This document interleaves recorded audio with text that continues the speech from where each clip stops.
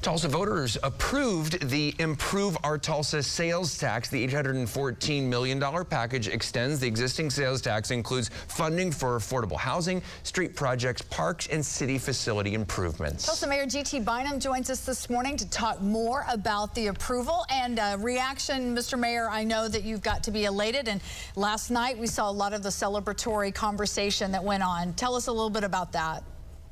Oh, it's a tremendous relief to have this passed, and I think it was, in the scale of the victory was, I think, a real affirmation of the dedication that this generation of Tulsans has to keeping up the momentum that we've developed. You know, the momentum that we've got as a city right now is not an accident. It was hard-earned, and we have to work hard to keep it up. And I'm just so grateful that last night citizens of Tulsa voted overwhelmingly in favor of continuing that momentum, fixing our streets, getting our first responders vehicles at work, maintaining facilities today so that future generations don't have to pay more to fix them up, and helping our homeless fellow Tulsans get off of the street and back on their feet, and all of that keeping taxes at the same for 4 more years. There's so much good that's going to be able to be done because of the citizens of Tulsa voting for this yesterday.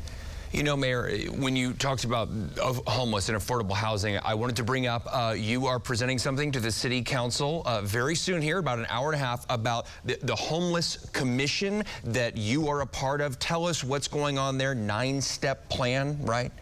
Yes, so the City Council and I, for the last 6 months, have been holding meetings every single week looking at housing, homelessness, and mental health, and what we as a city can do to be more proactive in addressing the crises that we see in each of these areas in our city right now. We have a lot of big term initiatives underway. Thanks to the citizens approving Improve Our Tulsa last night, we'll have over $100 million to put towards housing initiatives to get more homeless shelter space, more transitional housing, more permanent supportive housing that we need to get people off of the street and back on their feet. But we also recognize that there are immediate things that we can be doing right now. And those range from a program where we're going to partner with the Day Center for the Homeless to get 100 folks off of the street at a time and work to get them longer term housing. We're partnering with the Tulsa Housing Authority to find housing for chronically homeless individuals in Tulsa so they're not on the streets. Everything like things like that, to making sure that the Tulsa Police Department knows that, and I just sent this directive to them about an hour ago, that it is my expectation as the Chief Executive Officer of the City of Tulsa that they enforce all of our ordinances equally on everyone, regardless of their perceived housing status. So it is already illegal right now to put up a tent on a sidewalk. It's illegal to build a campfire in a park. It's illegal to bathe in a fountain, or to steal a shopping cart from a business. Yeah. And we want to make sure our officers know that they have the full support of the elected leadership of the city to enforce our ordinances and to use all of the alternative diversion programs we have available for those who need help and want it. I want to turn our attention real quick to Tulsa Public Schools, the state superintendent, the accreditation issues. Is this a black eye on the city of Tulsa and on Tulsa Public Schools?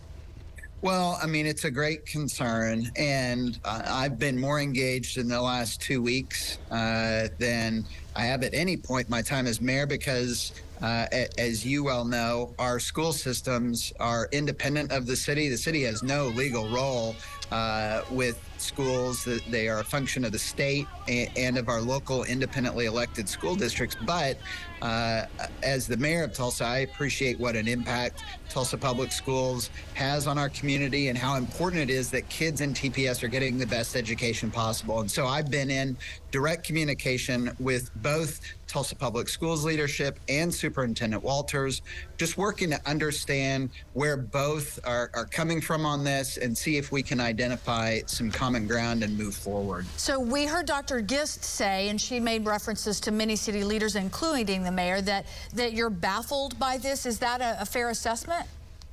I would not I won't speak for Dr. Gist, and I would ask that she not speak for me. It's really important to me that both she and her board and Superintendent Walters know that I'm here to hear from them, to have an open mind, to understand their position. Because here's the reality, and this may be an unpopular statement for some folks to hear. I am convinced that both Dr. Gist and Superintendent Walters want TPS to be better. They may have different ideas of what that looks like.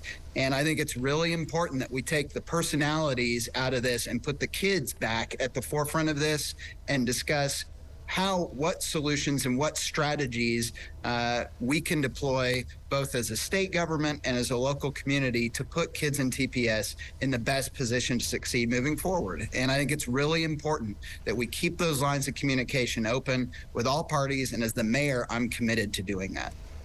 Okay, Mayor Bynum, Mayor of Tulsa, thank you very much. And again, congratulations on the passage of Improve Our Tulsa. Thank you.